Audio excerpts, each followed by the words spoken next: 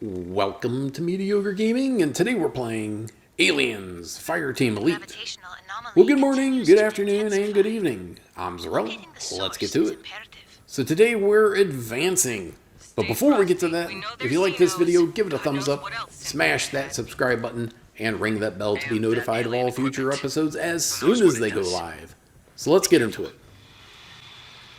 We're doing the Gift of Fire Advance mission, which all of a sudden, we started off in very familiar territory on the Katanga, which was a orbital refinery, a small or maybe even a medium-sized city outside in outer space, in orbit around the planet, and then we went planet-side. We went into the ruins, and we delved deeper, and we get into this very more advanced civilization looking areas. They definitely had a plan when they were putting everything together.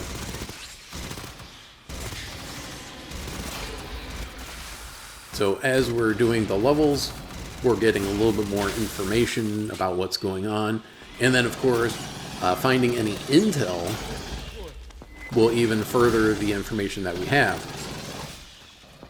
Having said that, if this is the first time that you've been on the level, or if you've been on the level before but you were not focused on getting intel, make sure that you're looking through all the nooks and crannies and corners in the level to find the intel that is there. And there should be 3, I believe, intel per level that you're going to find. So we're seeing a lot of aliens in this section. Previously, we started off seeing some aliens, and then we started seeing some synthoids that were trying to take us out instead of being our allies. And now we're back to seeing a lot of aliens.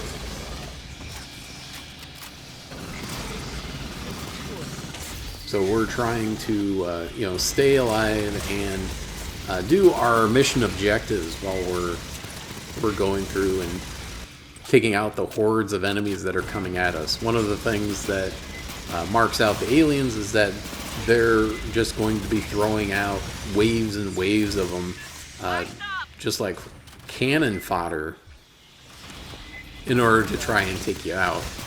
Whereas the synthoids are a little bit more organized, I would say. They have a little bit more of a plan in order to take you down.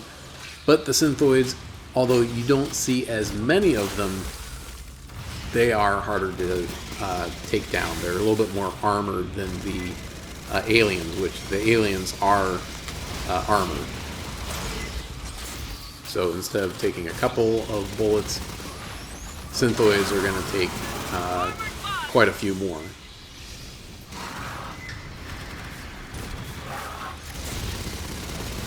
Alright, depending on what job you come in as will determine your role in the group.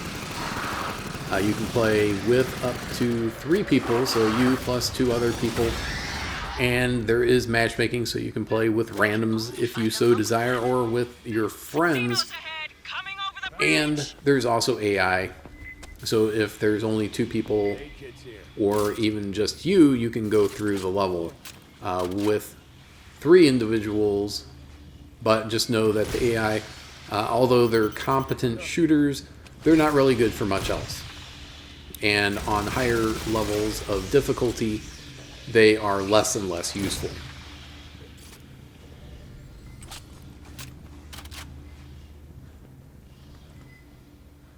One of the things that you'll find out relatively quickly about the aliens is that you might see them on the radar, but they might be on the walls, they might be on the ceiling or the floor, so you've got a lot more area to keep track of versus say the synthoids.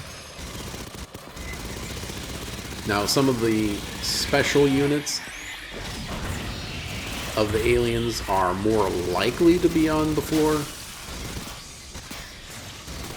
The drone, the warrior, those tend to be always on the floor. The bursters could be on the ceiling or the wall. Same thing with the prowler. The acid spitter generally on the floor. So depending on the alien, you might be a little bit easier. It might be a little bit easier to track them versus a little bit harder. And the things like the warrior, xenomorph warriors are very hard to take down. They have a lot of bullet sponginess, so you're gonna be throwing a lot of ammo at them in order to take them down. You'll find out as you go through the levels that you'll have aliens that'll be coming after you at regular intervals. So in addition to the points in time where you have to deal with aliens, a horde or a whole host of them that are going to be coming after you, there's also, if you tarry too long or you are sitting around, they're going to be throwing some aliens at you every so often. So just be aware of that. Now, whether this is the first time doing this level or the 100th time, you're always going to want to keep your eyes open for the hidden cache, which will give you some consumables, if nothing else. So it's always worthwhile to seek that out. Consumables, unlike abilities, they don't recharge. You use them and then lose them.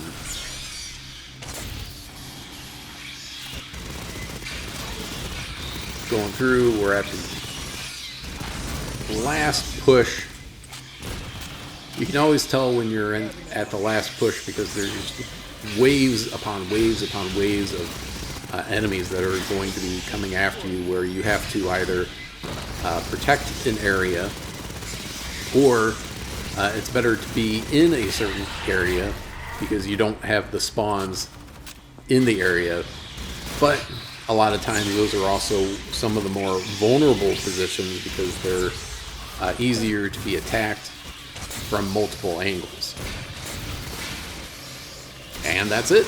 I hope you enjoyed this video. Be sure to check us out on social media, and thank you for liking, commenting, and subscribing. And we'll see you next time.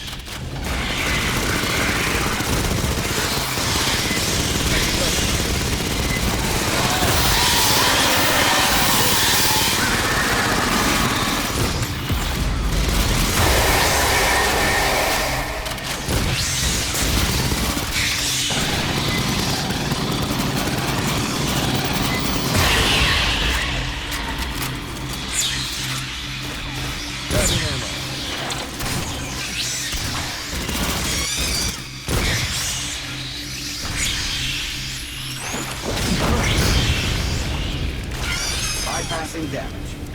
That's it. That's all of them. Madre de Dios.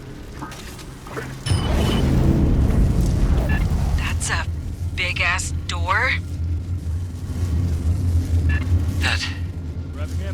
That's a ship, right? It is the source of the gravitational distortions. Cynthia's Asset Zero.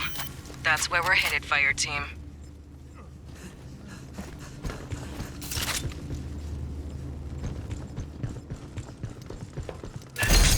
likely that the remnants of Cynthia's forces lie ahead.